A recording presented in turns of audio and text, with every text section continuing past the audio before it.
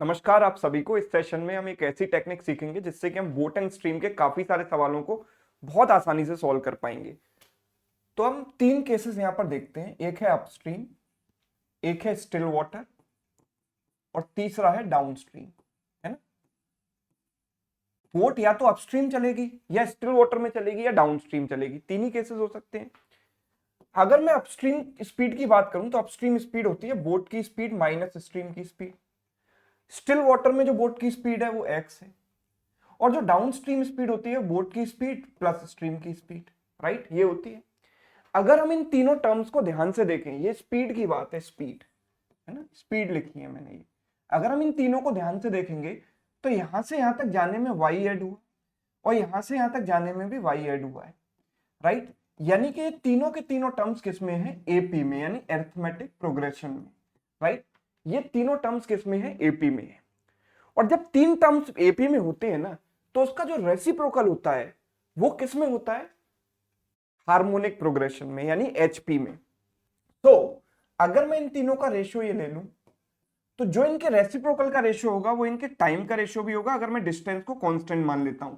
यानी same distance boat upstream चलती है, सेम डिस्टेंस स्टिल वाटर में चल रही है, वही डिस्टेंस अगर डाउनस्ट्रीम में चल रही है तो जो टाइम का रेशियो होता है वो स्पीड के रेशियो का रिवर्स होता है, 1/x माइनस वाई, 1/x और 1/x plus Y, right.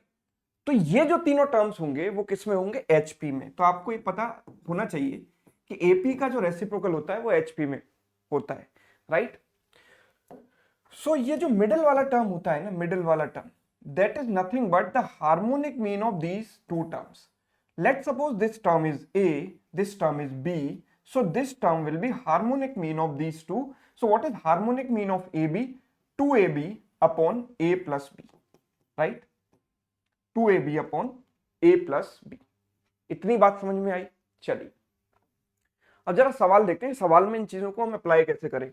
A boat takes 15 hours while going upstream and 10 hours while going downstream to travel a certain distance. Find the time taken by the boat to travel the same distance in still water, है ना।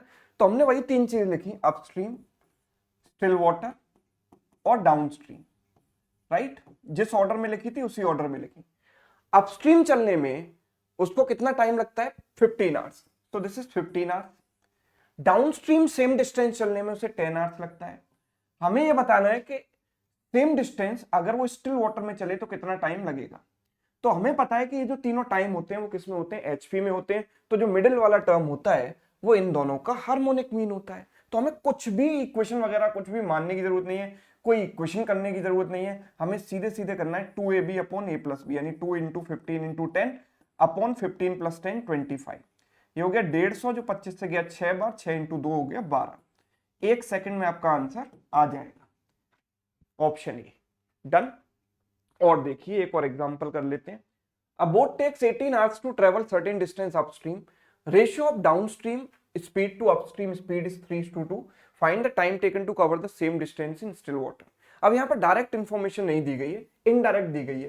तो देखो अगर downstream और upstream speed की बात करें तो स्पीड का रेशियो 3:2 है, तो ये जो टाइम होगा उसका रेशियो क्या होगा, 2:3।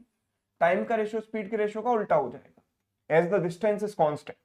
तो हमें पता है कि अपस्ट्रीम चलने में टाइम लगता है 18 घंटे, तो ये टाइम है 18, यानी कि इसका 6 गुना, तो इसका भी 6 गुना कर देते हैं तो ये टाइम हो जाएगा 12, ठीक है।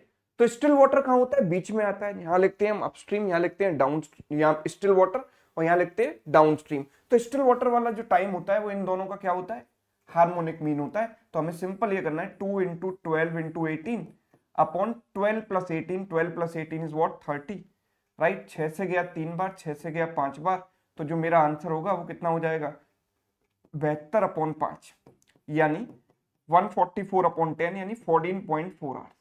ये मेरा आंसर हो गया, ऑप्शन बी, डन। कितना आसान है। तो आपको एक कॉन्सेप्ट अगर समझ में आ गया है तो एक सवाल आपके लिए होमवर्क है, इसको सभी लोग ट्राई करें, सेम टेक्निक से ट्राई करें और कमेंट सेक्शन में मुझे आंसर बताएं। ये टेक्निक आपको कैसी लगी ये भी बताइएगा। अगर अच्छी लगी है तो वीडियो को लाइक करना और दोस्तों के साथ शेयर करना ना भूलें। Thank you so much.